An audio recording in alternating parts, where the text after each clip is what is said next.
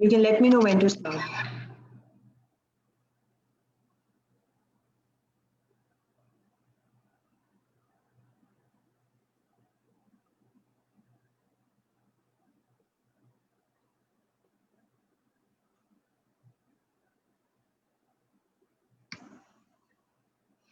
Okay, so hi everyone, thank you for joining us. So today we have Dr. Salima with us, and Dr. Salima is a trained health advocate and have been moderating and doing awareness sessions as a speaker since last 10 years.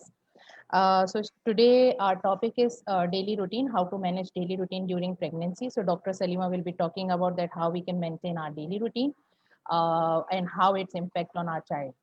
So hand over to you, Dr. Salima.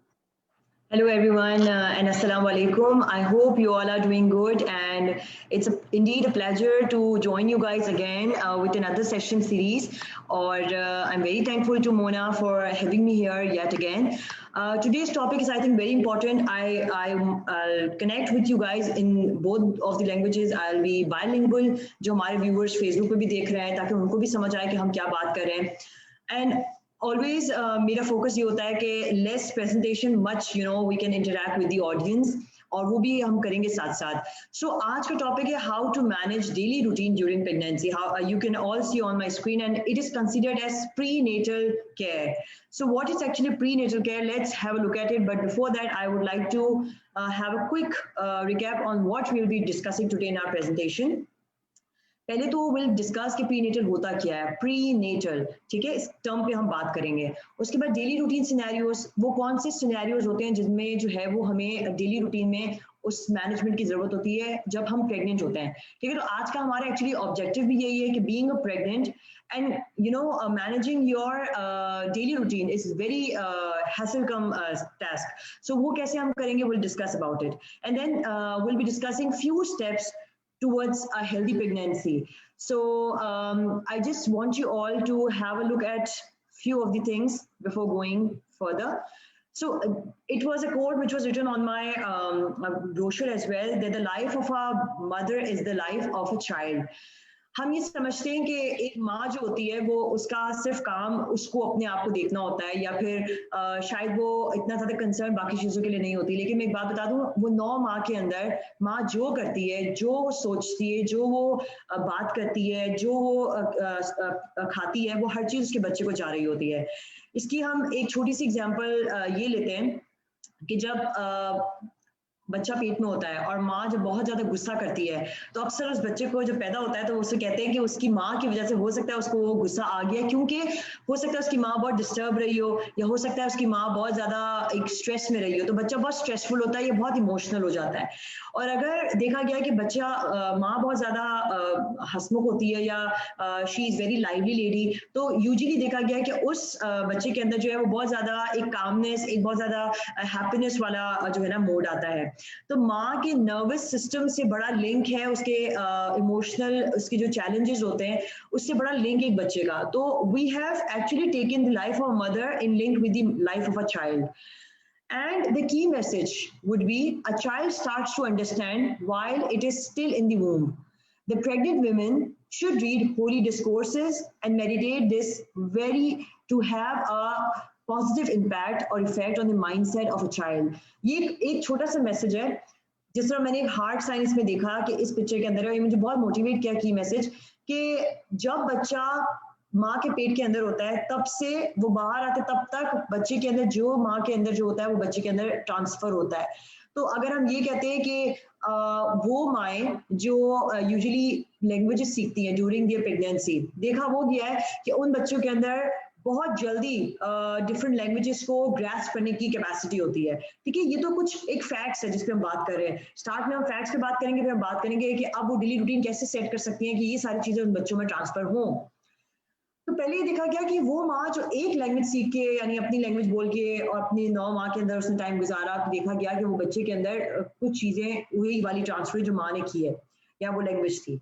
लेकिन वो माँ, research कहती है कि जिसने 5 languages सीखी, Chinese, French, English, Urdu और अपनी कच्ची या जो भी वट एवर मदर लैंग्वेज थी उसकी, वो उसने बोली, तो उसमें देखा गया कि वो बच्चे के अंदर इतना फौरन से ग्रास्प एक पावर आ गया कि वो बच्चे ने फौरन से जो है ना एक स्पंज की तरह, मारियो मोंटेसरी कहती है एक स्पंज की तरह दिमाग होता है बच्चे का, वो ग्रेस्प कर लिया। तो 0 to 5 इयर्स की इतनी क्रूशियल ये एज इसलिए बोला गया है कि इस एज के दौरान जो है बच्चा हर चीज सीखता है, ठीक है। तो इट्स वेरी इंपॉर्टेंट कि माँ अपना माइंडसेट, अपने आप को मेडिटेट करे, अपने डिस्कोर्सेस को होली वर्सेस की तरफ रेफर करे, ताकि बच्चा जो है वो इन चीजों से बहुत ज्यादा जो है इफेक्टिवली कैच करे, ठीक है। आगे हम देखेंगे, मैंने टर्म की बात की प्री नेटल केयर, हम बार बार बात कर रहे हैं प्री नेटल केयर है क्या, ये prenatal care. So pregnancy care consist of prenatal before birth, यानी बच्चे की पैदाइश से पहले कुछ हेल्थ केयर होती है जो एक्सपेक्टेड मदर्स कर रही होती हैं, ठीक है। और it involves treatment and training to ensure a healthy pre pregnancy and labour and delivery for mom and baby, यानी कि पैदाइश से पहले का टाइम। एक टर्म होता है पोस्ट नेटल, पैदाइश के बाद, एक होता है प्री नेटल, पैदाइश से पहले। सो ये बहुत जरूरी है कि सारी माँ ये पहचान ले कि हमें पैदाइश से पहले कौन से जो है काम करने हैं, ठीक है। अब हमने बात की अपने सेशन के अंदर कि डेली रूटीन सिनेरियोज, मैं इस स्लाइड पे थोड़ा ज्यादा फोकस करूंगी क्योंकि ये हमारे आज पूरे सेशन का एक जिस्ट है। यूजुअली ये बात की जाती है, लोग कहते हैं कि डेली रूटीन्स कैसे सेट करें, और प्रेगनेंसी एक बहुत ज़्यादा टफ एक टाइम होता है हर मदर के लिए। Indeed it's a very tough time, और हर किसी को जो है वो इस चीज़ में कभी कभार बहुत चैलेंजेस होते हैं। और बीइंग अ मदर, मैंने ये शायद बहुत रिसेंटली जो है वो फेस किया, और मैंने चीज़ों को ये रियलाइज़ किया कि एक फीमेल की अडेप्टेबिलिटी उसको इन चीज़ों से निकाल सकती है। I don't think so, rather than just thinking about कि ये बहुत एक मुश्किल टास्क है और मैं कैसे उसको कवर अप करूंगी और मैं कैसे इसको आगे लेकर चलूंगी, अगर बच्चा मेरा होगा तो मैं उसके बाद क्या करूंगी, और ये ओवर थिंकिंग वाला जो एक चीज़ है और विमेन में बहुत ज़्यादा कॉमन, अगर हम उस चीज़ को लेकर चलेंगे तो हमारा डेली रूटीन हम कभी सेट नहीं कर सकते। अब डेली रूटीन किस तरह होता है, कौन से सिनेरियोज होते हैं? दो तरह के सिनेरियोज होते हैं, या तो आप जॉइंट फैमिली में रह रहे हैं या आप विदाउट जॉइंट फैमिली, यानी कि आप एक सिंगल फैमिली है, यानी कि आप अपने हस्बैंड, बच्चों या सिर्फ अपनी जो है सास ससुर के साथ रह रहे हैं या अपनी नंद के साथ रह रहे हैं। ज्यादा आपकी एक्सटेंडेड फैमिली नहीं है जिसमें आपके देवर, देवरानी, जेठानी, मतलब एक एक्सटेंडेड फैमिली, जॉइंट फैमिली नहीं है आपकी। तो पहले तो हम सिनेरियो देखेंगे एक जॉइंट फैमिली का, ठीक है, एक एक करके हम लेके चलेंगे। अगर तो मदर जो है हाउसवाइफ है तो वो क्या अपना सिनेरियो रख सकती है, अपना किस तरह से रूटीन रख सकती है डेली का एक जॉइंट फैमिली के अंदर, ठीक है। हम एक एक करके लेके चलेंगे। वो माएँ जो ये कहती हैं कि मैं जॉइंट फैमिली में हूँ और मैं हाउसवाइफ हूँ और मैं प्रेग्नेंट हूँ, तो मैं कैसे अपनी प्रेगनेंसी को जो है वो अच्छी तरह लेकर चलूंगी, मैं बहुत पॉजिटिवली भी लेकर चलूंगा, मुझे कोई प्रॉब्लम भी ना हो। वैसे तो कोई प्रॉब्लम ऐसा होता नहीं कि कभी ना हो, लेकिन किस तरह से हम जो है वो इस चीज को मैनेज कर सकते हैं। नंबर वन, अगर आप हाउसवाइफ हैं तो ये आपके लिए बहुत एक अच्छा टाइम है कि आप जो है वो अपना खाने पीने और अपने टाइम की रूटीन को सेट कर सकते हैं। इसका रीजन ये कि आप बाउंड नहीं है अपने वर्क प्लेस पे, यानी कि आपको अपने बॉस को ये जवाब नहीं देना कि मैं अब खाना नहीं खा सकती, मेरी इतने बजे की दवाई है, या ये मैं इतने बजे का मेरा वॉक का टाइम है। ये आपके पास एक तरह से हाउसवाइफ के पास अगर एक घर का लोड होता है तो उसके पास एक ये फायदा भी होता है, ठीक है। हर चीज के एक प्रॉस एंड कॉन्स है। हम ये नहीं कहेंगे कि हमेशा जो है वो आपकी जो है वर्किंग वुमेन बहुत प्रेशर्स में होती है या बहुत ज्यादा हाउसवाइफ प्रेशर्स में होती हैं। I think they both have equal part of Joy and एक तरह से problems. So first of all बहुत इंपॉर्टेंट है कि किस तरह से हाउसवाइफ जो है वो अपने टाइम को कंपनसेट करती हैं।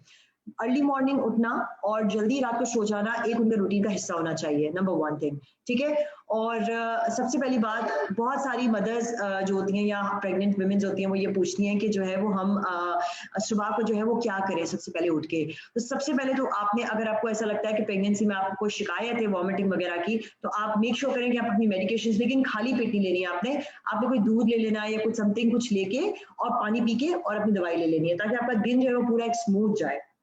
जब आपने अभी दवाई ले ली तो आपने एक अच्छा ब्रेकफास्ट लेना है। अब आप ब्रेकफास्ट की बात करते हैं डेली रूटीन में कि क्या खा सकते हैं आप, किस तरह से आप पहले अपने ब्रेकफास्ट में फोकस कर सकते हैं, तो मैं आगे भी बताऊंगी आपको, लेकिन एक हम जल्दी से एक रिकैप जब कर रहे हैं तो हम बात करते हैं कि आपका हेल्दी ब्रेकफास्ट होना बहुत जरूरी है। अगर आप समझते हैं कि रात को बहुत लेट हो जाता है और अगर आप रात को हैवी चीज नहीं एक्सेप्ट कर सकती आपकी बॉडी, तो don't take foods at night, take foods in the morning along with your healthy breakfast. यानी अगर आप एग ले लेते हैं मैं बॉयल एग की बात नहीं करी, मैं फुल फ्राई यानी आपका जो ऑमलेट होता है उसकी बात कर रही हूँ। आप वो ले सकते हैं, ठीक है, और दही ले सकते हैं। This is very very good for your kids. और जो प्रेग्नेंट वुमेन होती है उनको हम ये भी कहते हैं कि नारियल का अगर वो पानी पी लें तो वो भी उनके लिए बहुत बेनिफिशियल होता है, ठीक है, अर्ली मॉर्निंग। तो ये चीज़ें हैं जो वो अपनी ब्रेकफास्ट के अंदर रख सकती हैं। चाय पी सकती हैं, बहुत ज़्यादा भी चाय ना पिए, लेकिन इतदाल में in balance everything is really good, ठीक है। जब वो ये सारा करके उसके बाद वो अगर चाहती हैं कुछ अपना काम निपटाना घर में तो वो घर का काम कर सकती हैं। एक मेरे पास इस सेशन के दौरान कुछ क्वेरीज भी आई थी इनबॉक्स में और मैं चाहूंगी उनको भी साथ साथ में लेके चलूं। बहुत लोगों ने ये भी कहा मुझे कि मैं हाउसवाइफ हूँ और मुझे ऐसा लगता है कि जो मेरे पास टाइम इतना नहीं होता कि मैं जो हूँ अपने घर के कामों, किचन के कामों से फारिग हो, तो मैं बहुत एग्जॉस्ट हो जाती हूँ। तो पहली बात तो ये है कि आपकी इस तरह से एक टाइम टेबल सेट होनी चाहिए कि आपके इतने आवर्स जो है किचन में हो, और अगर आप बहुत ज़्यादा हीट की तरफ हैं जहाँ आपके बहुत स्वेट हो रहे हैं या आपको बहुत पसीना छूट रहा है, तो आपने मेक श्योर करें थोड़ा थोड़ा ब्रेक्स में आप पानी पिए, यानी बैठ के आप पानी पी लें, ताकि आप जितना डिहाइड्रेट होते हैं उसको आप रीहाइड्रेट कर सकें, ठीक है, पानी पी के। और मेक श्योर करें कि आप जो है वो ज़्यादा लंबा ना खड़े रहें कामों के दौरान। अगर आप कुछ कटिंग का काम कर रहे हैं या कुछ भी कर रहे हैं रूटीन में, तो आप उसको बैठ के जो है वो करें। प्रेग्नेंट वुमेन के लिए बहुत ज़रूरी है कि वो बहुत लॉन्ग टाइम जो है वो खड़ा ना हो, क्योंकि उसमें बहुत सारे प्रॉब्लम्स हो सकते हैं आपको हाइपो भी हो सकता है, हाइपोटेंशन वगैरह, और हाइपोग्लाइसीमिया भी हो सकता है। और कुछ लोगों में देखा गया है कि जो है वो वेरिकोज वेन्स जो होती हैं, हमारी जो नसें होती हैं, उनका भी प्रॉब्लम होता है। तो उनमें ये सजेशंस दी जाती हैं कि आप लॉन्ग स्टैंडिंग वर्क ना करें, चाहे वो वर्किंग वुमेन्स हो या चाहे वो हाउसवाइफ्स हो। सब में ये कहा गया है कि आपने जो है वो मेक श्योर करना है कि आप लॉन्ग स्टैंडिंग जो है वो काम ना करें। इसके बाद मोस्ट इंपॉर्टेंट थिंग ये भी है कि जो है वो आप इस चीज़ का ध्यान रखें कि हाउसवाइफ्स होने के साथ साथ आपका एक और काम ये भी होता है कि आप इस चीज़ को एक टेंशन ना बना लें कि मैं काम करती रहूंगी तो मेरे बच्चे पे बहुत असर होंगे। I am telling you my experience, I was housewife come a working women come a lot of social worker things as well। तो मैं एज फिल्म टॉपिस्ट के साथ भी काम कर रही थी और बहुत सारे और भी चीजें थी। लेकिन what I have seen in my life कि अगर आप जितना एक्टिव रहते हैं उतना आपका बच्चा खुद एक्टिव होता है। अगर आप ये सोचते रहेंगे कि ओ माय गॉड मैं एंड के टाइम में भी काम अगर करूंगी तो मुझे कुछ प्रॉब्लम हो सकता है, ठीक है, और कुछ लोग ये भी सोचते हैं कि मैं आखिरी दिनों में काम करूंगा तो मुझे ब्लड प्रेशर हो जाएगा या कुछ भी हो जाएगा, इस तरह विमेन्स बहुत सोचती हैं। तो मुझे ऐसा लगता है कि आप ठीक है अपने ऊपर ज्यादा प्रेशर ना करें, लेकिन ये भी नहीं कि आप पूरा वक्त बेड रिडन हो जाएं, यानी आप आराम ही करते रहें कि आखिर में आपका जो केस है वो सी सेक्शन की तरफ चला जाए। जितनी माएँ एक्टिव होंगी इतना ज्यादा रूटीन इनका इजी बनेगा, इतना इजी रूटीन होगा इतना ज्यादा उनकी डिलीवरी ईज में होगी, ठीक है, और उनको पता ही नहीं चलेगा उनके 9 मंथ्स इस तरह निकल जाएंगे कि वो कहेंगे कि वाकई हमारी प्रेगनेंसी बहुत स्लो एंड स्टेडीली निकल गई। तो बहुत इंपॉर्टेंट है कि आप जो है कामों में अपने आप को इन्वॉल्व रखें और आप अपने आप को बिजी रखें। अब एक रूटीन की बहुत इंपॉर्टेंट चीज़ है, अब आपका अगर दोपहर का टाइम आ गया, आपको ऐसा लगता है कि अब मेरा दोपहर का टाइम जो है वो मेरा एक नैप का टाइम है, बीइंग अ हाउसवाइफ, अभी हम फर्स्ट वाली उस पर बात कर रहे हैं। बीइंग अ हाउसवाइफ अगर आपको रेस्ट करने का टाइम है तो आप मेक श्योर करें कि आप दोपहर को एक अच्छा नैप ले लें 2-3 आवर्स का। That is enough for you for a day. अगर आप जल्दी सोते हो जल्दी उठते हैं तो अगर आप दोपहर को नैप ले लेंगे that will be an added benefit to you. अब आप दोपहर को क्या ले सकते हैं खाने के साथ, make sure you have some shake और समथिंग, ठीक है, सो दैट हेल्दी शेक्स जो होते हैं जिसमें आपके पास एप्पल का शेक हो गया, बनाना का बहुत शेक, चीकू का shake, avocado, these things are very important. Just you have to avoid papaya. Papaya हम मना करते हैं खाने से क्योंकि they have a greater tendency कि वो आपकी जो स्टमक की लेयर्स होती हैं उसको बहुत जल्दी जो है वो बर्न करता है। तो पपाया हम मना करते हैं कि पपाया नहीं खाना है, पपीता जिसे हम कहते हैं, लेकिन हम बाकी फ्रूट्स पे कहते हैं बहुत फोकस होना चाहिए आपका और बहुत अच्छा होता है ये आपके लिए, और बच्चे की ग्रोथ और बच्चे की जो है वो वेट के लिए भी बहुत अच्छा होता है, ठीक है। अब आपने खाने के साथ शेक वगैरह ले लिया, रात के टाइम पे जब आप आते हैं तो उस टाइम पे आप अच्छी चीजें देखें, ठीक है। बहुत सारे लोग कहते हैं कि डेली रूटीन में मैं और क्या कर सकता हूँ, अगर आप एक्सरसाइज कर सकते हैं तो करें प्लीज, वॉक करना चाहते हैं तो वॉक करें। मैं आगे बताऊंगी आपको कि कुछ एक्सरसाइजेस जो हैं आपकी आखिरी मंथ्स में, यानी कि आपका 3 टाइमेस्टर्स जो होते हैं, जैसे फर्स्ट टाइमेस्टर आपका होता है 1 to 3 months, फिर 4 to 5 मंथ्स में हम सेकंड ट्राइमेस्टर कहते हैं, और फिर आपका जो 3 to 6 जब हो जाता है तो हम 7, 8 to 9 जो लास्ट ट्राइमेस्टर आपका होता है उसमें हम कहते हैं कि जो आपका लास्ट ट्राइमेस्टर थर्ड ट्राइमेस्टर होता है उसके अंदर आप एक्सरसाइज करें पेल्विक वाली, ठीक है। वो मैं आपको बताऊंगी किस तरह की है और क्या है, किस तरह करना होता है। उसमें आप कोशिश करते हैं कि आपका जो बेबी है उसकी एक जगह बन जाए ताकि वो रेडी हो जाए जब भी डिलीवरी हो उसके लिए वो पोजीशन अपनी ले ले, ठीक है। तो ये बहुत इंपॉर्टेंट होता है। हम कहते हैं कि ये पोजीशन मेंटेन करने के लिए आपको एक्सरसाइज करना जरूरी होता है। वो मदर्स जो शुरू में एक्सरसाइज नहीं करती हैं और बहुत ड्रास्टिक करती हैं आखिर के मंथ्स में, उनके लिए भी प्रॉब्लम होता है। तो आप ग्रेजुअली कर सकते हैं, यानी कि शुरू में आप करें थोड़ी थोड़ी और फिर आगे जाकर आप मजीद करते रहें। लेकिन अगर आपसे नहीं हो रहा तो आप वॉक से शुरू करें, और फिर फर्दर मैं आपको बताऊंगी योगा मेडिटेशन, हम स्टेप बाय स्टेप बात करेंगे उसके ऊपर, वो आप अपने रूटीन में रख सकते हैं। ये तो हो गया आपका जॉइंट फैमिली के अंदर एज बीइंग अ हाउसवाइफ।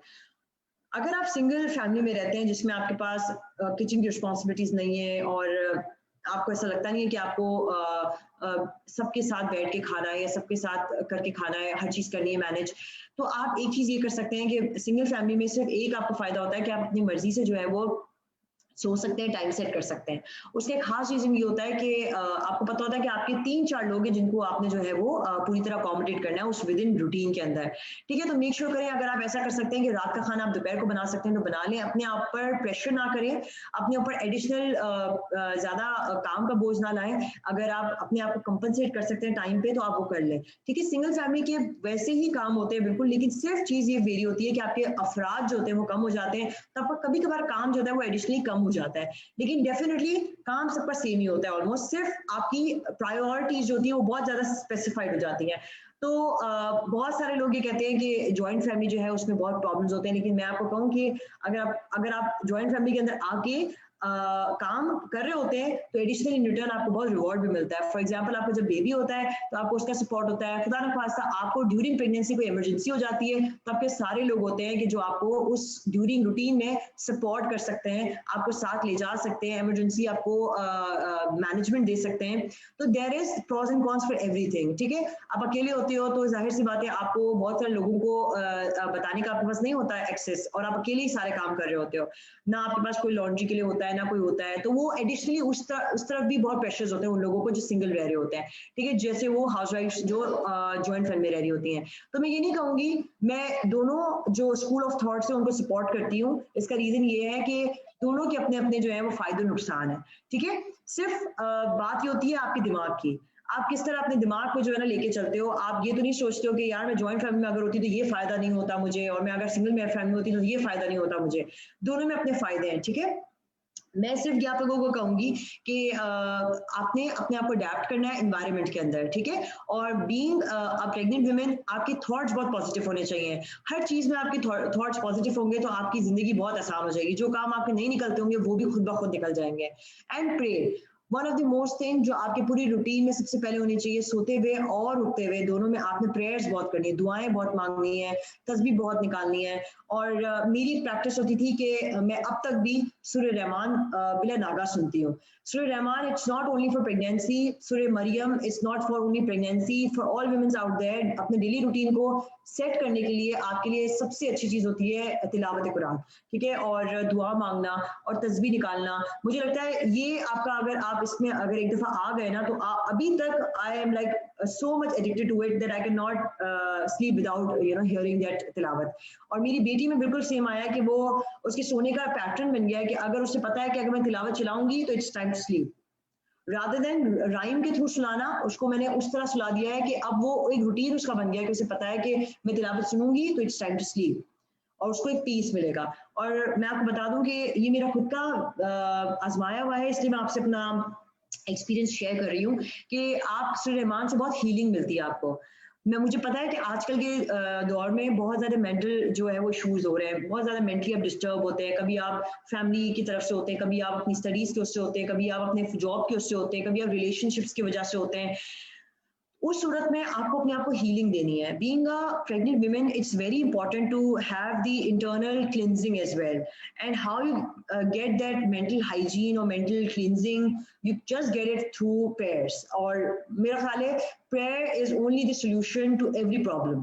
तो one most important thing daily routine का हिस्सा बना लें. फूड हो गया, एक्सरसाइज हो गई आपकी, आपका एक्टिवनेस होना, आपके ऐसे काम है जो आपको ऐसा लगता है कि मैं एंड के मंथ्स में प्रेगनेंसी के नहीं कर सकूंगी. फॉर एग्जांपल आपके वार्डरोब को क्लीन करना, उसको थोड़ा थोड़ा पोर्शन जो है, बीइंग अ हाउसवाइफ आप ये सारे काम कर सकते हैं. आप एवरी डे जो है थोड़ा थोड़ा करके ड्रॉ साफ कर लें, बच्चे की नर्सरी के ऊपर काम करें, हर चीज को आहिस्ता आहिस्ता थोड़ा करें. रूटीन में लेकर आए कि आपको कौन से ऐसे टास्क है जो आपने करने हैं. अगर you are doing work from home and you are a pregnant women, that's awesome as well. You can do your work, you can get time to have the balance between your kitchen and as well as your job as well. So अगर आप from home कर रहे हैं तो ये भी एक आपके पास फायदा है कि आप जो अपने काम घर के भी साथ साथ निपटा सकते हैं. फॉर एग्जांपल आप कोई कंस्ट्रक्शन करवा रहे हैं उसको कंटिन्यूस करें, अगर आप कोई एक तरह से शिफ्टिंग कर रहे हैं तो उसको थोड़ा थोड़ा करके करें. लेकिन हर काम को बहुत being in the pregnancy मैं आपको ये एक एडवाइस दूंगी कि बहुत ज्यादा हर चीज को अब्रप्ट नहीं करें, क्योंकि बहुत ज्यादा स्ट्रेस भी लेना जो है बच्चे के लिए बहुत ज्यादा है ना नुकसानदेह हो सकता है. तो उस सूरत में हम ये जरूर कहते हैं कि आप जो है थोड़ा थोड़ा करके जो अपने टास्क को डिवाइड करें. ठीक है, that's the actually the strategy कि आप इसको अगर करते हैं तो आपको कभी प्रॉब्लम नहीं होगा.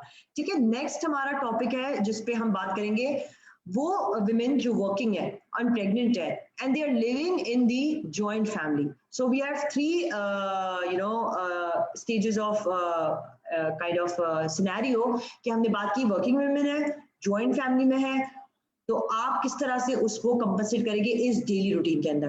तो डेली रूटीन के अंदर आप सबसे पहले इंपॉर्टेंट ये चीज कर सकते हैं कि वर्किंग वुमेन के लिए सिर्फ ये एक चैलेंजिंग होता है, क्योंकि मैं भी वर्किंग वुमेन भी थी एंड हाउसवाइफ कम थी हाफ डे.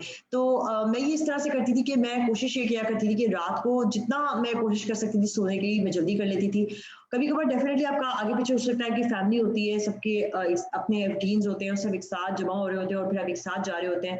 अगर आपको ऐसा लगता है तो आप कोशिश करके अपना नैप जरूर लें बीच में. जैसे फॉर एग्जांपल आप वर्क से आते हैं तो आप बीच में एक नैप ले लें, मेक श्योर करें आप नैप जरूर लें, अदरवाइज आपके लिए रात बहुत मुश्किल निकल जाएगी.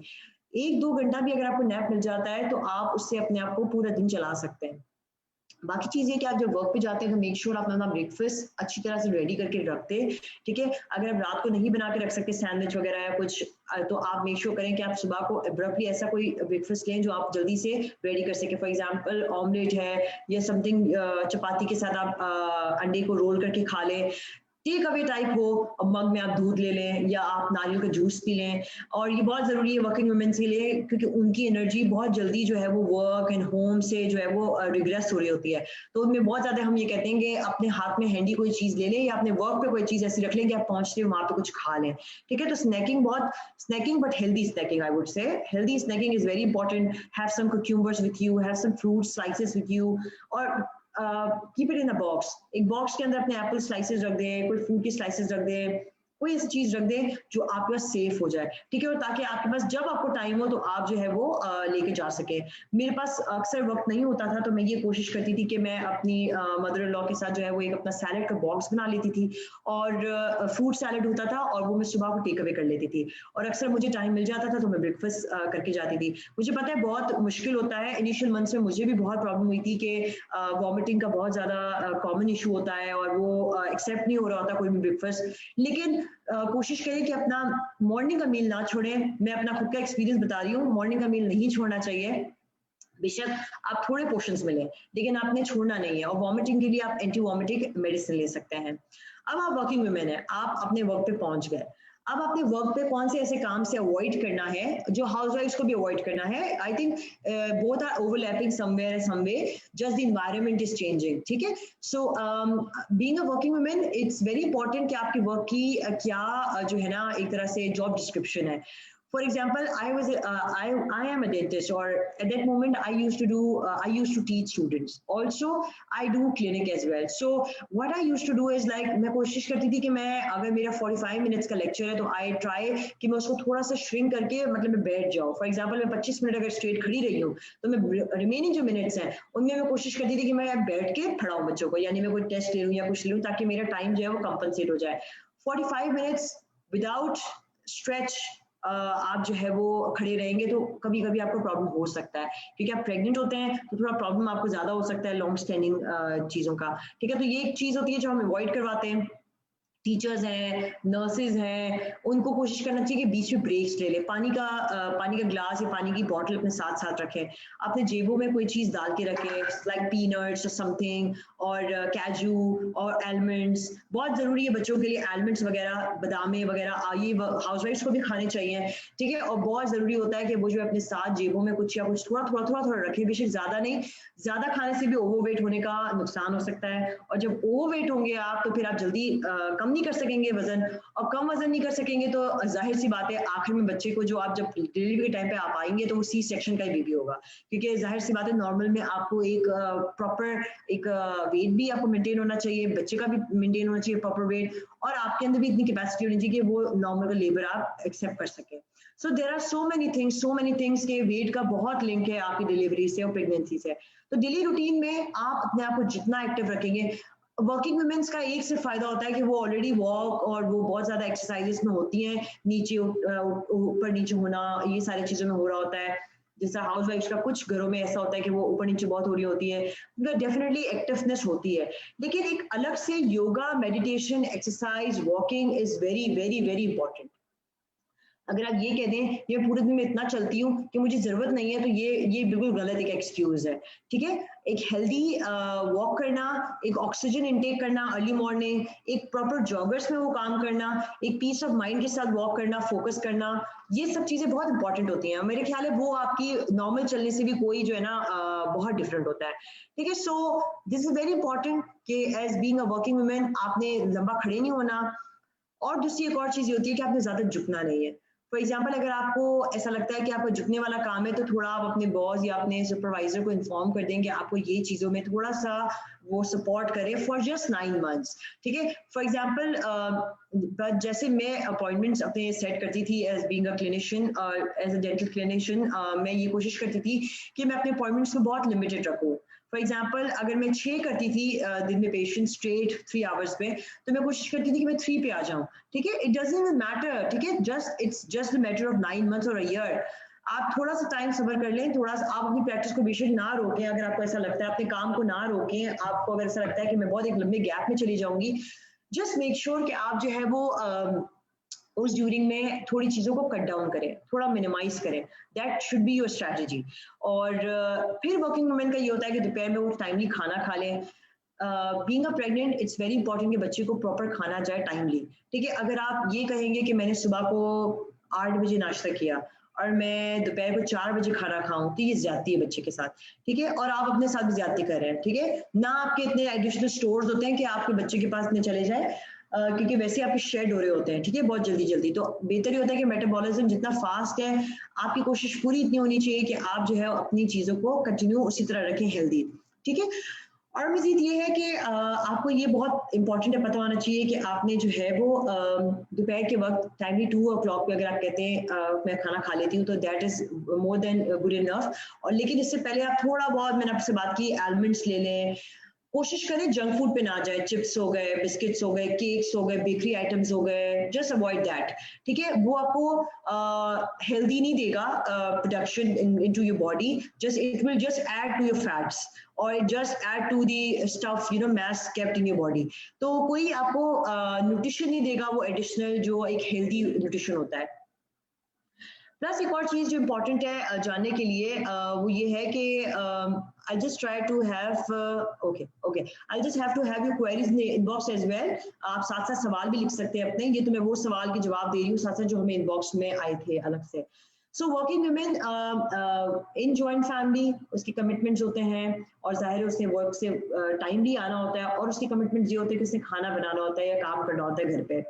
बहुत सारी फैमिलीज ऐसी होती है जो बहुत सपोर्टिव होती हैं, वो कोशिश करती हैं कि इतना हैवी ना जाए उसका रूटीन प्रेग्नेंट वुमेन का, यानी उनकी बहू का, तो वो बहुत हद तक बहुत सपोर्ट भी करते हैं। कुछ फैमिलीज हैं जो जॉइंट फैमिली होती है, वो नहीं उनके पास हेल्प होता है, तो वो एक्सपेक्ट कर रही होती हैं अपनी बहू से कि वो उनके साथ करे, तो उसमें कोई हार्म नहीं है, आप थोड़ा बहुत काम कर सकते हैं, आप बैठ के काम करें बेशक, और मुझे नहीं लगता किसी को इतना बुरा लगेगा। आप बैठ के काम करें, आप गैप्स लें बीच बीच में, और आप ऐसा जैसे बारी बारी कोई पतीलियाँ उठाना है या बारी बारी कोई पानी का कुछ उठाना है, उसको उठाने से अवॉइड करें। आपकी डेली रूटीन में ये चीज़ें थोड़ी सी झुकने वाली, नीचे वो वाली थोड़ी चीज़ें या हैवी उठाने की चीज़ें, वेट लिफ्टिंग, इससे थोड़ा आपने अवॉइड करना होता है कि उस वक्त आप बहुत ज़्यादा क्रिटिकल उसमें होते हैं, ठीक है।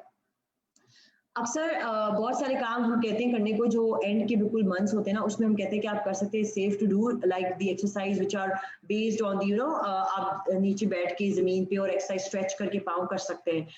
लेकिन बिल्कुल एंड में हम कहते हैं लास्ट ट्राइमेस्टर में, जब आपका 6th 7th और 8th या 7th 8th 9th मंथ होता है, ठीक है, तो 1 2 3 first trimester, 4 5 6 your second, and 7 8 and 9 third trimester, ये तीनों जो है आपके ट्राइमेस्टर बहुत इंपॉर्टेंट होते हैं। और आप लास्ट वाले ट्राइमेस्टर में थोड़ा बहुत जो है वो एक्सर्शन वाली कर सकते हैं, लेकिन स्टार्ट के उसमें आप बिल्कुल भी अलाउड नहीं होते, ठीक है। हम बात भी करेंगे इसके अंदर, हमारे पास बहुत सारे वो भी हैं। विदाउट जॉइंट फैमिली में वर्किंग वुमेन के लिए ये फायदा होता है कि वो अपने टाइम पे खाना बना के चली जाती है, और फिर वो जो है वो घर पे आकर वो रेस्ट कर सकती है अपने टाइम पे, और एक टाइम उनका सेट होता है, उनकी फैमिली जो विद इन एक स्मॉल फैमिली होती है उसमें होता है कि ठीक है रेस्ट टाइम आपको मिल जाता है extra, and you don't have to look up to everyone के हर कोई एक टाइम पे एक दफा जमा हो तभी खाना होगा, ठीक है। तो रूटीन आपका डेफिनेटली सेट होना चाहिए, लेकिन छोटी फैमिली से भी होता है कि कंसर्न बहुत कम लोगों का होता है, बड़ी फैमिली कंसर्न बहुत सारे लोगों का होता है। तो सबके प्रॉस एंड कॉन्स डिफरेंट होते हैं कि बड़ी फैमिली में आपको जो है वो थोड़ा सा सब कुछ सोचना होता है ना, आपको ख्याल करना होता है सबका, और छोटी फैमिली होता है कि आपके 3 4 तो लोग होते हैं जिनमें आपको साथ लेके चलना होता है, तो it's not an hassle come task. So third scenario हमारा जो लास्ट सिनेरियो है आज का, उसमें ये है कि वो पेरेंट्स, मैं कहूँगी, या वो प्रेग्नेंट वुमेन जो ऑलरेडी पेरेंट्स है, फॉर एग्जांपल उनका 2nd या 3rd चाइल्ड है या 4th चाइल्ड है, वो ऑलरेडी पेरेंट्स हैं, उनके बच्चे हैं, ठीक है। तो उनका डेली रूटीन कैसा होना चाहिए? अब देखो वो बहुत ज्यादा हैसल होता है, इसका रीजन ये होता है कि उन बच्चों की स्कूल्स होती हैं, उन बच्चों को खाना खिलाना होता है, उन बच्चों को नहलाना होता है, उन बच्चों को सुलाना होता है, और साथ साथ वो प्रेग्नेंट होती है खुद इटसेल्फ, तो यानी कि उसको बहुत सारे बच्चों को संभालने का काम होता है, और मुझे लगता है कि वो थोड़ा सा हैसल कम होता है टास्क, क्योंकि ऐसी वुमेन्स जो ऑलरेडी बच्चों के साथ होती हैं उनके ऊपर ज्यादा लोड इसलिए हो जाता है, और वो फिर वर्किंग भी हो सकती है, वो फिर हाउस वाइफ भी हो सकती हैं, तो उनको हेल्पिंग की बहुत जरूरी होती है, हेल्पिंग हैंड की बहुत जरूरी होती है। और जॉइंट फैमिली अगर आपके पास हो, इस सूरत में जब आपके पास ऑलरेडी बच्चे हैं तो आपकी जिंदगी आसान हो जाती है, बहुत आसान हो जाती है, बहुत ब्लेसिंग होती है आपके लिए, क्योंकि आपके पास इतने सारे लोग होते हैं संभालने के लिए आपके बच्चों को, और आपको पता होता है कि वो स्कूल से जब पहुंचेंगे तो वो सेफ होंगे, वो खाना खा चुके होंगे आपके पहुंचने से पहले।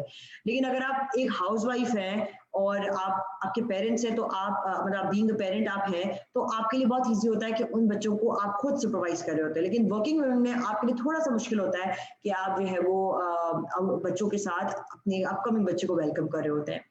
एक और चीज बहुत जरूरी होती है इस रूटीन के अंदर कि इन बच्चों के अंदर आपको बहुत फास्ट ट्रैक अपनी लाइफ रखनी होती है। यानी अगर आप चाहते हैं कि कोई एक्टिविटी में आपको जाना है तो वो सैटरडे संडे कोशिश करें कि आप उस चीज़ को रखें ताकि आपके लिए इतना बर्डन ना हो। कोई सफाई वगैरह है तो वो वीकेंड पे कर लें, ठीक है, रूटीन में। और लेकिन अपना ख्याल बहुत ओवरली आपको रखना होता है, दूध वगैरह पीना है, अच्छी आपकी विटामिन्स आपको लेनी है, कैल्शियम्स लेनी है, आपको न्यूट्रिशंस अच्छे लेने हैं। बच्चों के साथ आपकी एनर्जी बहुत लूज हो रही होती है ऑलरेडी, तो बहुत मदर्स ऐसी होती हैं जो जॉइंट फैमिली में रह रही होती हैं, उनके साथ सिर्फ फायदा ये हो जाता है कि उनकी फैमिली के साथ वो सारा काम हो रहा होता है, तो इतना प्रॉब्लम नहीं होता है। लेकिन अगर आप प्रेग्नेंट है और आप सिंगल फैमिली है तो मैं आपको ये रिकमेंड करूंगी कि डेली रूटीन के अंदर आप बच्चों को इतना स्मार्ट बना दें, इतना अच्छा ट्रेन कर दें कि बच्चे अपना काम खुद भी कर सकें। फॉर एग्जांपल अगर आपके बच्चे 4-5 साल के तो उनको ट्रेन करें कि अपनी चीजें कहाँ रखनी है जगह पर, अपना खाना खुद कैसे खाना है, क्योंकि इस एज में थोड़ा बच्चा खा सकता है अपना। और बच्चों को इतना अच्छी तरह प्लान कर दें और बच्चों को इतनी जल्दी आप ट्रेन करें कि आपका अपकमिंग कोई आपका सिबलिंग आ रहा है या आ रही है, ठीक है, ताकि सामने वाला बच्चा मेंटली प्रिपेयर हो जाए, फिजिकली भी वो हो जाए और इमोशनली भी आपके साथ अटैच होगा, तो आपके सारे जो डायमेंशंस उसको कवर हो जाएगा। और उसे पता होगा कि मैं जब एक नए अपने सिबलिंग को जो है वो वेलकम करूंगा या करूंगी तो उस टाइम पे मैं मम्मा का एक साथ दूंगा या दूंगी, ना कि उनके लिए और बर्डन ऐड करूंगी या करूंगा, ठीक है। तो ये एक बहुत जरूरी है कि आप बच्चों को यहाँ पे स्मार्ट कितना प्ले करते हैं। आपके रिलेशनशिप में आपके हस्बैंड का रोल बहुत इंपॉर्टेंट होना चाहिए। अगर आपकी एब्सेंस में वो उस घर में है अभी मौजूद, तो मेक श्योर कि आपके हस्बैंड जो है उस टाइम पे आपके बच्चों का खास ख्याल रखें या आपकी चीज़ों का ख्याल रखें और आपको कहीं ना कहीं कुकिंग या कोई घर के कामों में हेल्प कर सकें। सिंगल फैमिली में सिर्फ ये इशू होता है कि आपने अपने हस्बैंड अपने बच्चों पे ज़्यादा जो है वो रिलाई करना होता है, rather than your mother-in-law, your sister-in-law, your देवर देवरानी जिठानी जिठानी, लॉट ऑफ रिश्ता जो आपके चल रहे होते हैं, रिलेशंस चल रहे होते हैं, तो बहुत इंपॉर्टेंट होता है कि आप दोनों को किस तरह बैलेंस रखते हैं। सो आज हमने बात की डेली रूटीन में, हमने डिफरेंट स्टेजेस पे बात की कि आप किस तरह से अपने कामों को कंक्लूड कर सकते हैं। फिर हमने बात की कि जो है वो आप क्या क्या अपनी डाइट में रख सकते हैं और किस तरह आप बच्चों को स्मार्टली प्ले कर सकते हैं, किस तरह आप स्मार्टली अपने रूटीन को रख सकते हैं कि early to sleep early to rise वाली एक स्ट्रेटजी आपको बहुत ज़रूरी है। पहले से अपना प्रायर फूड रेडी रख ले, अपना प्रायर जो है वो एक बैग या अपना एक बॉक्स जो है रेडी रखें जो आपके वर्क पे पड़ा हो।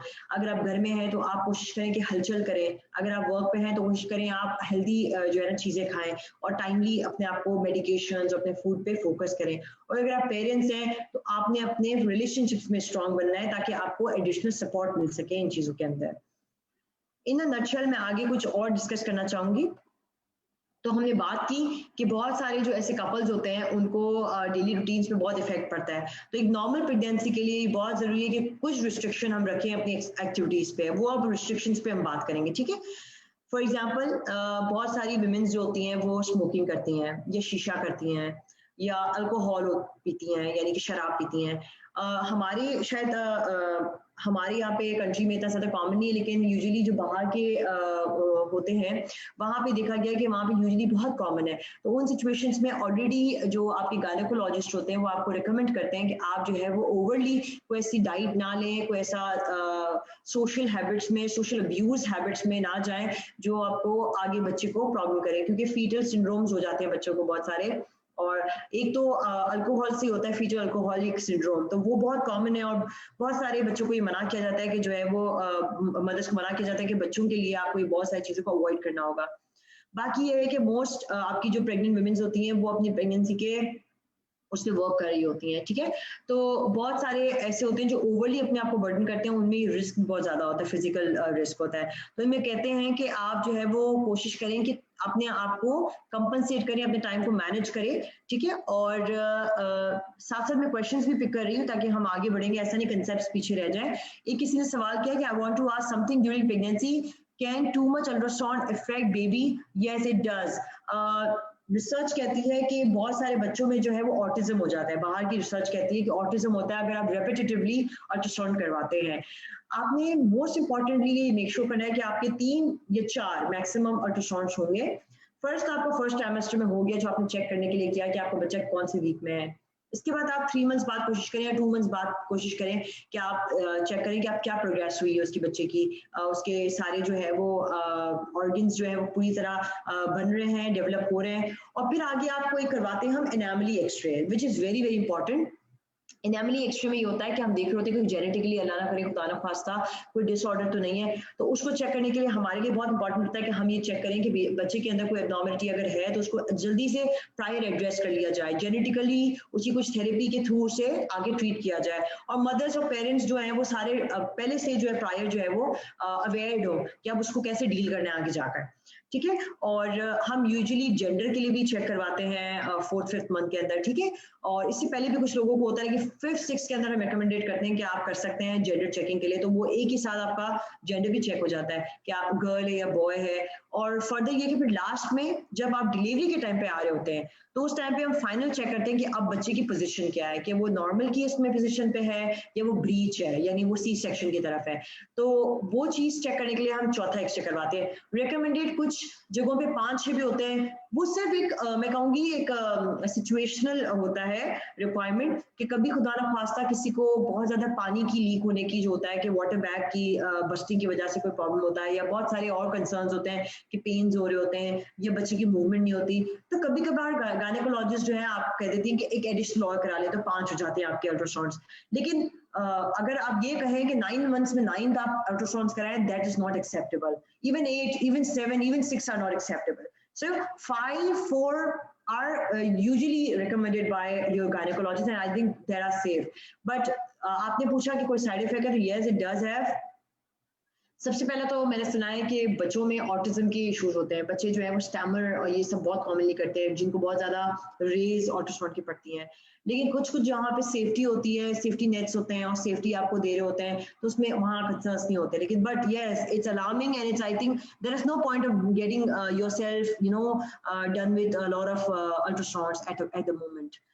सो another question, if you fall sick and doctor prescribed you the antibiotic, is safe for the pregnant women? Acha ji, there is a long list of antibiotics and I would say कि there are a long list of painkillers as well. Usually जो है वो ये कहते हैं कि कौन से पेन किलर खा लेने चाहिए। Paradol is the safest one. और अगर आपको कोई भी मेदी में जलन वगैरह है तो हर मामले में जो है प्रेगनेंसी के आप पैराडोल सेफेस्ट ले सकते हैं। हर उसमें हम कहते हैं विमेन जिनको दर्द है सर का, जिनको बुखार है खुदा न खास्ता, या उनको जो है वो कोई भी मसले के लिए दिए गए पेन किलर्स, उनमें आप पैराडोल दें।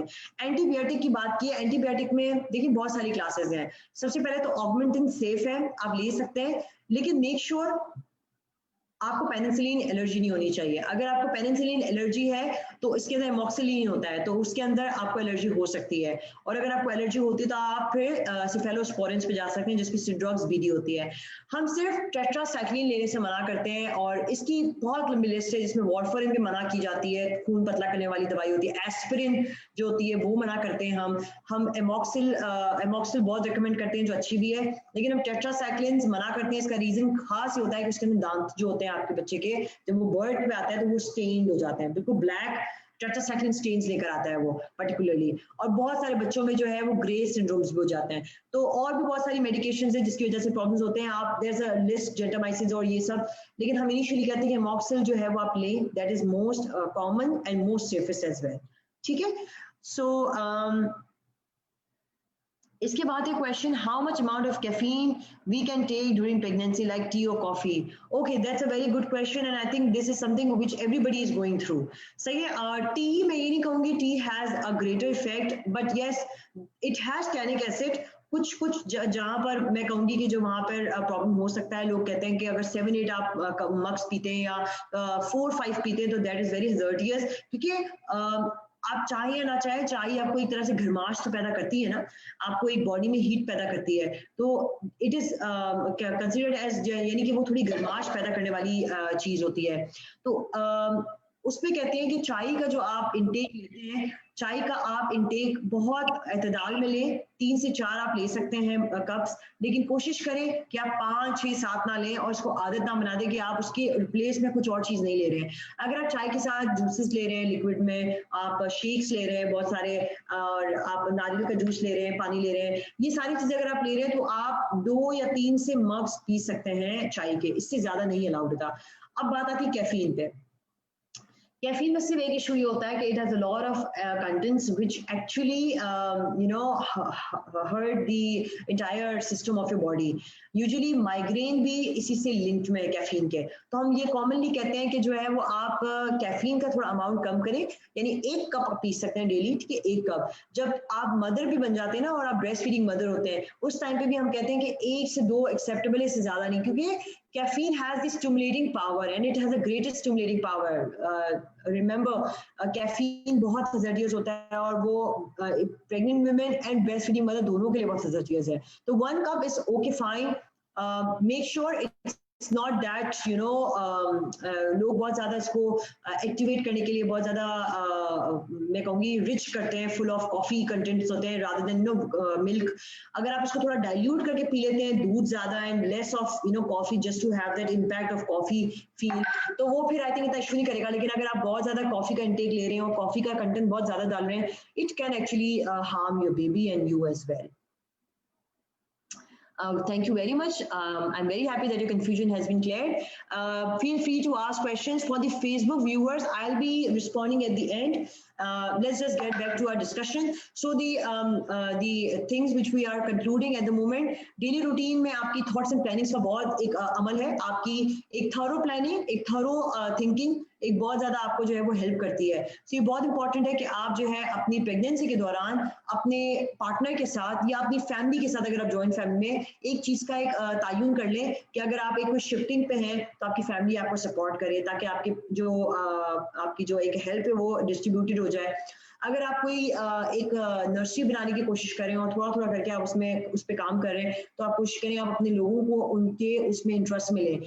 बहुत जरूरी है कि आपकी प्लानिंग के हिस्से में आपकी फैमिली का पार्ट हो, क्योंकि देखिए कभी या कभी खुदा ना खास्ता आपकी अगर वो प्लानिंग फेल होती है तो there should be someone at your back who is supporting you out, ठीक है? It's not just you are playing and you are giving birth to a child. There's entire family who is giving support at the back. So it's very important that you have your family at your back and have a thorough thought and planning about it. Also, as I mentioned, that there are few of the very important things which you have to keep in mind. We'll just do a rain check on them. Daily routine की हमने बात की और मैंने बताया आपको आप daily routine में क्या क्या चीज़ें कर सकते हैं, कौन सी चीज़ें खा सकते हैं और क्या क्या चीज़ें आपकी जो है आपको हेल्प करेंगी और कौन सी चीज़ों में आपने अवॉइडेंस करनी है। हम सिर्फ एक कंक्लूडिंग करेंगे कि अब आप प्रेग्नेंट हो गए और आपके रूटीन के हिस्से में आप आ गए, तो आपने शुरू में किस तरह रूटीन को सेट करना है, और ये हमारे कुछ 10 स्टेप्स है जिस पे हम बात करेंगे और फिर हम अपना कंक्लूड करेंगे session. Just to have a glow in your healthy pregnancy, you just have to make sure that you have a proper checkup every month or either 2 months. After 2 months आप करें चेकअप, डॉक्टर के पास जाएं, check करवाएं आपकी progress और देखें आपके सारे नॉर्मल लैब्स वगैरह टेस्ट हुए हैं कि नहीं हुए हैं, और आपको क्या लगता है कि आपका बेबी जो है वो हेल्दी ग्रो कर रहा है कि नहीं कर रहा है, उसकी हार्ट बीट आ रही है 8 वीक्स में कि नहीं आ रही है, उससे पहले आ रही है कि नहीं आ रही है, ठीक है? बहुत सारी चीजें हैं जो आपको याद रखनी है। इसमें हेल्दी फूड है, मैंने आपसे बात की थी हेल्दी स्टेप 2 के अंदर आपने ईट वेल करना है। अब ईट वेल में आप क्या कर सकते हैं, मैंने आपसे बात की मिल्क, चीज, योगर्ट्स आपकी गिज़ा में होने चाहिए, फिश है, एग्स हैं, बीन्स हैं और नट्स हैं, पल्सेस हैं, हर चीज को आपने अपने उसमें एतदाल में रखना है। पपाया अवॉइड करना है, बहुत ज्यादा सी फूड नहीं खाना। सी फूड के अंदर सिर्फ एक मसला ये होता है कि it has a greater number of bacteria, और अगर वो अनकुक्ड होगा, अंडर कुक्ड होगा या अनकुक्ड होगा, और कैंड जो प्रोडक्ट्स होते हैं उनको आपने अवॉइड करना है, प्रिजर्वेटिव्स को आपने अवॉइड करना है। बहुत सारे ऐसे जो होते हैं फूड जो है वो आप फर्स्ट टाइम विटनेस कर रहे होते हैं और आपकी बॉडी एक्सेप्ट नहीं करती है, ठीक है? तो उसमें आपने कोशिश करना है कि वो आपने अवॉइड करना है। और बहुत सारे लोगों को हम रिकमेंड करते हैं कि अगर आपने बहुत ज़्यादा अच्छी चीज़ खानी है तो मीट ले लें, meat is very good for you. Chicken आजकल हमारी बहुत ज़्यादा अगर हम देखें तो इतनी अच्छी नहीं है, सब कुछ मिक्सड है और बहुत सारी चीज़ें चिकन में भी अब आजकल जो है इंजेक्टेड है, तो अच्छी से अच्छा चीज़ जो है वो आपके लिए मीट है। बीफ इतना ज़्यादा हम नहीं करते रिकमेंड, लेकिन अगर आपने लेना है तो बहुत कम अमाउंट में आप ले सकते हैं। तो आपने पोर्शंस में लेना है, हर चीज़ बहुत एतदाल में खानी, बहुत ओवर ईटिंग भी नहीं करनी। विटामिन डी के लिए मैंने आपसे बात की, मिल्क वगैरह बहुत ज़रूरी है, आपकी मेडिकेशंस बहुत ज़रूरी हैं। And if you don't like fish, then you must have omega-3 fatty acids from other foods. Like I said, nuts हो गए, seeds हो गए, soya products हो गई। आपकी green vegetables are very, very, very, very important for you to keep yourself fresh, glowy, and calm, and have full of life in your pregnancy. You must have good fruits, good vegetables, and all of your minerals, vitamins should be there in your body. And be hydrated. Have a lot of juices, have a lot of shakes, have a lot of coconut water, and keep water bottle with you. Please don't ever think to do dieting during your pregnancy.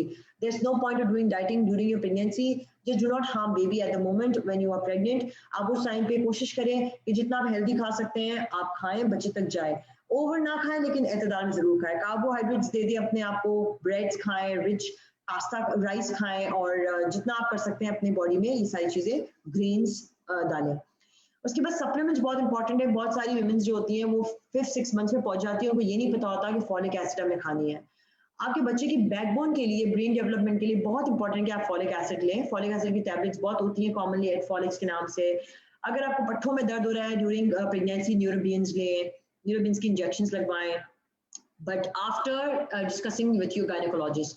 And if you think कि आपको vitamin D की कोई problem है, जोड़ों में दर्द होता है और बहुत ज़्यादा आपके बोन्स का प्रॉब्लम है, जॉइंट्स का प्रॉब्लम है, तो विटामिन डी का लें। कैल्शियम ज़रूर लें थ्रू आउट योर प्रेगनेंसी।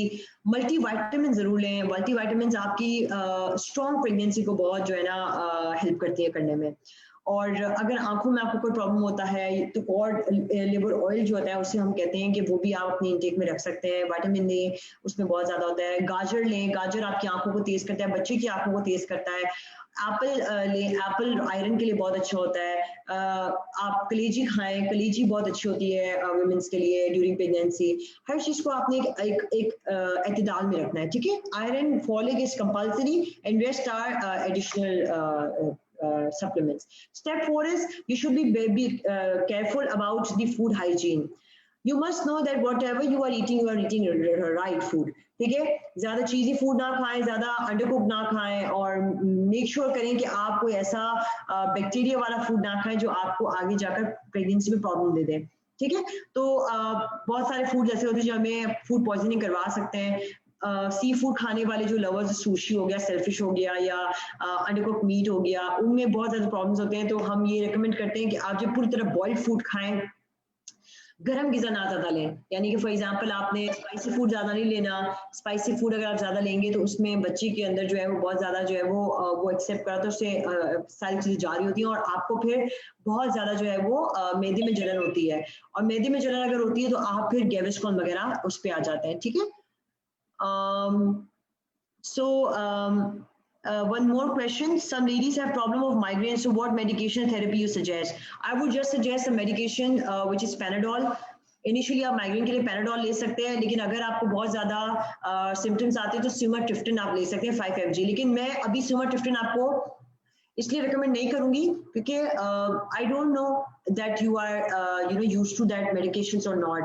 बहुत प्रॉब्लम्स में बहुत सारे लोगों को वो चीज़ें एक्सेप्ट नहीं करती हैं। तो आप सब ये मेक श्योर करें कि जो सिमरट्रिप्टन है आप अपने गायनेकोलॉजिस्ट के ही आगे जो है वो एक्सेप्टेंस के बाद लें। लेकिन वैसे अगर आपने एक मेडिकेशन पूछी है तो सिमरट्रिप्टन जो है वो हम दे सकते हैं, but do not use it without the recommendation of your own gynaecologist, please.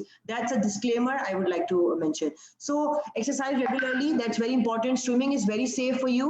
Yoga, pilates and brisk walking is very good for you during the pregnancy. It just removes your stress as well. And the last one, we'll be finishing Mona in a while. I'm just done with 2-3 points. So the sixth part is the pelvic exercises. I told you the floor exercises, which is important. You need to cut on the alcohol. You need to cut on the caffeine. And people ask me about the caffeine. You need to, up to 200 mg of caffeine a day won't harm you or your developing baby. So just make sure that you don't cross that, point. Also, smoking is very hazardous. It causes miscarriages or ectopic pregnancies or the placental abortions as well. And lastly, take a lot of rest, which is very important, and have a good thinking. So just admire the perfect creation of Allah. That's the key home message for you all. And in the end, I would like to tell you all that you can just change the environment, but until you can change yourself, nothing else will ever change. So just create change within yourself, and I think the entire environment will change itself. So that's the thought of the day, and with this note, I just want to end my session. I'm open to queries and questions if there's any. I have taken up all the queries in between. Over to you, Mona. Thank you. Thank you so much, Dr. Salima, for the wonderful session. I have just one extra question here for you. कि ऐसा कहते हैं कि if we will take more food, अगर ज़्यादा खाएंगे तो बच्चा ज़्यादा healthy होगा. It's just a thought. So any comment on this? अच्छा, जैसे मैंने बात की कि ये हमारे देसी उसमें बहुत ज़्यादा एक है कि खाते जाओ और बच्चा बहुत अच्छा हो जाएगा। डेफिनेटली बच्चा अच्छा वैसे भी होना है। आप क्या खा रहे हैं? मैंने आपसे बार बात की कि healthy eating is very important. Healthy eating इसलिए इंपॉर्टेंट कि आप जो खा रहे हैं क्या वो आपके बच्चे को लग रहा है या आपको लग रहा है। ठीक है, ये दो चीज़ें हैं। ठीक है, तो ये मेक श्योर करना है कि आप जो खा रहे हैं आपके बच्चे को लगना चाहिए। फॉर एग्जांपल आप शेक ले रहे हैं तो बच्चे तक जा रहा है, आपके बच्चे का वेट कितना इंक्रीज हो रहा है 2 मंथ्स के बाद। ठीक है, तो वो आपको वो इंडिकेट करेगा एक लैंडमार्क कि आपके बच्चे में कोई इंप्रूवमेंट आ रही है कि नहीं आ रही है। क्या आया ये खाना जो आप ले रहे हो आपको तो नहीं लग रहा? बहुत ज़्यादा पास्ता खाना या बहुत ज़्यादा जंक फूड खाना आपको हेल्प नहीं करेगा। हाँ, healthy food and within the timeline, it's very important in your daily routine. So yes, खाएं खाना, लेकिन हर चीज एतदाल में। और अगर आपको भूख बहुत लगती है तो आप पोर्शंस में खाएं, यानी कि आप थोड़ा पोर्शन खाएं एक टाइम पे, फिर थोड़ा पोर्शन खाएं, ताकि आपका वो मेटाबॉलिज्म भी ब्रेक कर रहा हो जल्दी बच्चे के लिए। ठीक है। Okay, I'm on mute. Okay, so thank you so much. And I think we have last question that in the Zoom that last month of pregnancy, older people says use castor oil. So is it safe or not? Yes, I have done it. Yes, that I think ये जो हमारे माँ बाप होते हैं ना, बड़े जो हमारे बुजुर्ग होते हैं, उनके कभी कभार टोटके बड़े काम भी आते हैं। और मैंने भी ये किया था, कैस्टर ऑयल आप पी सकते हैं, लेकिन मैं कहूंगी कि जल्दी नहीं पिए, बिल्कुल एंड में बच्चे को टाइम दे। 9 मंथ्स हो जाते हैं और अगर आपका बच्चा उस वक्त तक पैदा नहीं हुआ है और वो अभी तक आपके लेबर्स नहीं आए, तो आप थोड़ा सा वक्त दें उसको। कैस्टर ऑयल आप पिए, लेकिन एंड में जब आपको लगता है 9 मंथ्स निकल गए हैं, और या तो 9 मंथ से आप बहुत 2-3 दिन रह गए हैं, तो आप कर सकते हैं। ज्यादा ओवर चीज नहीं आपने करनी, हर चीज मॉडरेशन में आप ले सकते हैं। अक्सर लोग जाफरान वाला दूध भी पीते हैं, that is another thing as well. वो भी आपको बहुत हेल्प करता है, जाफरान वाला दूध भी आपको, क्योंकि वो गर्म होता है, कैस्टर ऑयल भी गर्म होता है, तो वो आपके बच्चे को फॉर एग्जाम्पल फोर्सफुल एक लेबर में हेल्प करता है। ठीक है, तो मैं कहूंगी कि 9 मंथ्स तक तो वेट कर सकते हैं हम। अल्लाह ताला ने हमें जब इतना हमें हिम्मत दी है, तो 9 मंथ्स भी वेट कर सकते हैं। करने के बाद फिर आप ये सारी चीजें कर सकते हैं, there is no harm, there is no harm. Yes. Okay, so thank you so much, Dr. Salima, for the wonderful session, and I really appreciate and thank you so much for joining us. And I hope that you all like the session. Inshallah, we will be coming in the month of October with the series of online session for you all and on the different topics. So thank you so much, Dr. Salima, for joining us today. Thank you.